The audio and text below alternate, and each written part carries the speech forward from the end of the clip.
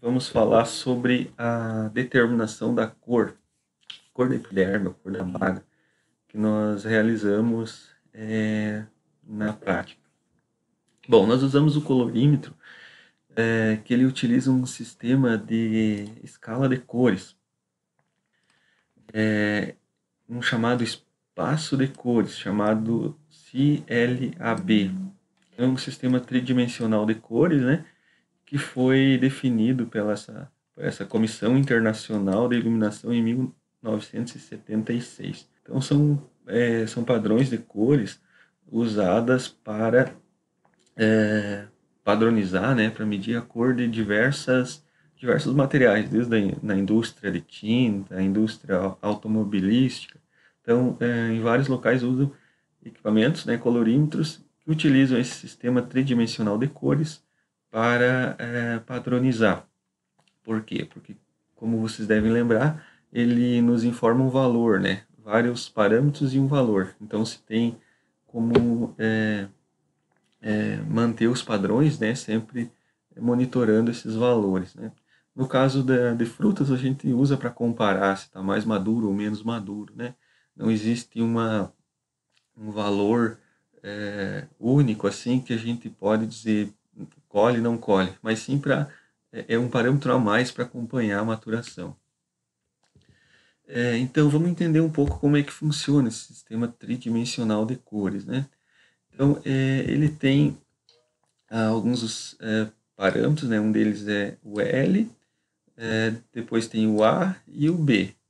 Esses são os dois, são três valores que ele informa, além do croma e do RUI que nós vamos ver mais adiante. Bom, esse ângulo RUI, ele provém de uma fórmula que usa o A e o B. Mais adiante nós vamos abordar. Mas ele dá um ângulo, né, que vai de 0 a 360. Então aqui nós temos o 0, aqui sendo o RUI.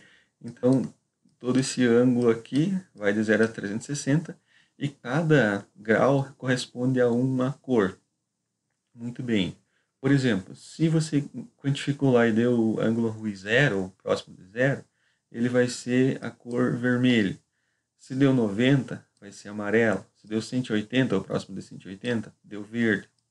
Se deu próximo de 270, é o azul. Então tem como saber em que posição desse ângulo está a cor da fruta. O outro parâmetro é a luminosidade, ou índice L. Então ele vai de 0 a 100. O 0 é totalmente preto e o 100 é totalmente branco. Então, quando a gente mede uma superfície branca, ele vai dar valores próximos de 100. Por outro lado, quando medimos uma superfície preta, ela vai dar um valor próximo de 0. Essa escala de cores, né, tem o A, como eu havia falado, e o B.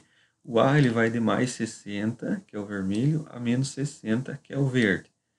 O B, parâmetro B, ele vai de mais 60, que é o amarelo, até menos 60, que é o azul. Então, também, usando unicamente os valores de A e B, a gente tem noção de onde está posicionado essa cor. E temos o C, que é o croma, ou cromaticidade. O que ele é? Ele representa uma saturação da cor. E em termos de posição nesse sistema tridimensional de cores, onde que ele está, onde que ele se apresenta, né? Então ele é a distância do eixo de luminosidade. Então esse eixo que vai de 0 a 100, ele está aqui, ó, bem no meio. Então nesse caso a gente não está enxergando ele porque nós estamos vendo de cima aqui, certo? Então aqui tem o ângulo de luminosidade. Então o croma nada mais é do que a distância que essa cor está em relação à luminosidade. Então, por exemplo, se o croma deu aqui, quer dizer que ele está distante dessa magnitude do eixo de luminosidade. Então, aqui temos o L, né? O A e o B, e o croma ele vai ser essa distância aqui, ó. Então, se deu croma 5, por exemplo, ou 50, a gente vai ter como saber se o 5 está mais próximo aqui do eixo de luminosidade e o 50 estaria mais distante. Então ele nos indica essa distância do eixo de cores. Então a soma de todos esses parâmetros nos dá a posição da cor nesse sistema tridimensional de cores. Bom, mas e aí? Em termos práticos, né? Uma forma de apresentar esse resultado é simplesmente apresentar o L, o A e o B, ou o RUI, ou o Chroma, né? Ou todos eles. Outra forma que que esse autor apresenta aqui é calcular um índice de cor para uvas tintas. Então esse índice de cor ele é calculado pela seguinte fórmula: faz 180 menos o RUI dividido pelo L menos o Chroma.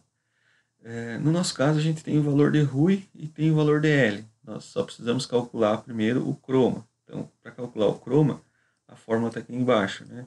É raiz quadrada de A mais B. Se nós não tivéssemos o RUI, a gente tivesse que calcular. Então, se nós precisássemos calcular o ângulo RUI, seria aqui a tangente inversa, né? Arco tangente de B dividido por A. Aí o resultado vai ser expresso em radianos, aí tem que fazer a transformação para π, que faz vezes 180 dividido por π. Desculpa, não é para π, é para graus, né? Então ele está em radianos, tem que transformar para graus. Então faz por essa multiplicação aqui. Mas não é necessário vocês fazerem porque nós temos o ângulo RUI já nos dados, né? Então nós temos o L, o A, o B e o RUI. Então nós só vamos calcular o Chroma, colocar na fórmula aqui, nós vamos ter esse índice de cores. Então esse vai ficar um exercício para vocês fazerem, né? Então esse aqui é um dado da primeira amostra lá que nós lemos, dia 17/2, que nós determinamos, né? Deu esses valores aqui. E é uma amostra de 10 de março de 2020 que deu esses outros valores. Qual que é a interpretação desse índice de cor para uvas tintas, né?